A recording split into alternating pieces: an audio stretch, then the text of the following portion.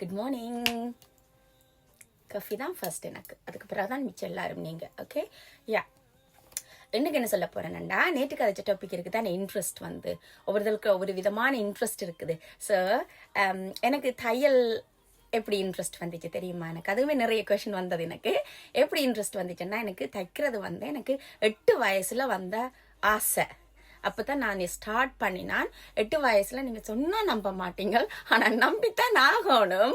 உண்மையிலேயே 8 வயசுலயே நான் ஒரு 8 வயசு பிள்ளைக்கு அளவான சட்டை நான் தச்சு எந்த கையால தச்சு போட்டேன். ஆனா வெட்டி தந்தது வேறு யாரோ, தச்சு போட்டது தான் நான். ஸோ எனக்கு என்னன்னா தைக்கிற அந்த ஆர்வம், அந்த தையல் மிஷின்ல இருக்கணும், சத்தம் கேட்கிற தைக்கிற அது ஒரு ஆர்வம். ஸோ அது பிறகு அப்படியே இல்லாம போயிட்டுதுன்ற தொடர்ந்து தைக்கலைன்னா 8 வயசுல வந்து ஒரு கொஞ்ச நாள் இதண்டி சூழ்நிலையால அது அப்படியே ஸ்டொப் ஆகிட்டுது. பிறகு திருப்பி நான் அதை கண்டினியூ பண்ணினேன். அது எப்பன்னு பார்த்தீங்களா, ஒரு 15-16 வயசுல திருப்பி அந்த எனக்குள்ள இருந்த ஆர்வம் அப்படியே வெளியில வந்துட்டுது. வெளியில வந்து அதை செய்ய சொல்லி தூண்டி இருக்குது. ஃபேஸ்புக் இல்ல, ரீல்ஸ் இல்ல, இன்ஸ்டாகிராம் இல்ல, யூடியூப் இல்ல, ஒன்றுமில்லாத டைம்ல நான் தைக்க பழகினான்.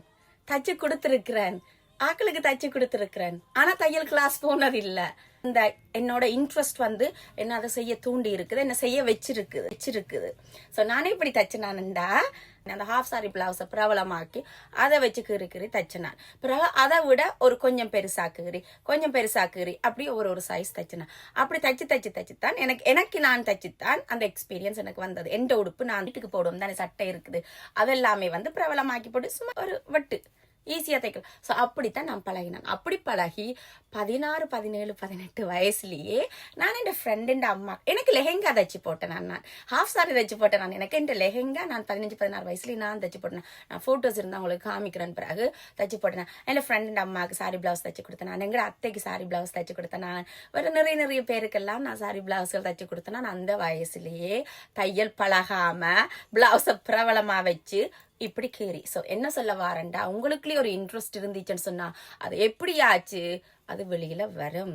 இப்ப என்ன சொல்ல வாரன்னு சொன்னா, எனக்கு இல்ல அந்த சின்ன வயசுல இருந்த அந்த இன்ட்ரெஸ்ட் தான் என்ன வளர அந்த முயற்சி எடுக்க வச்சிருக்குது. உங்களுக்கு என்ன விருப்பமோ அதை நோக்கி நீங்கள் கண்டிப்பா போனீங்களா நீங்க லேர்ன் பண்ணலாம். சக்சஸ் எல்லாம் ஒன்றுமே இல்லை. சக்சஸை தேடி போக கூடாது. நாங்க எங்களோட விருப்பத்தை தேடி போகணும், எங்களோட ஆசையை தேடி போகணும். ஸோ போனீங்களா உங்களோட ஆசை நிறைவேறும். இதைத்தான் இன்னைக்கு ஷேர் பண்ணணும்னு நினைச்சுன்னா ஷேர் பண்ணிட்டேன். ஹாப்பி.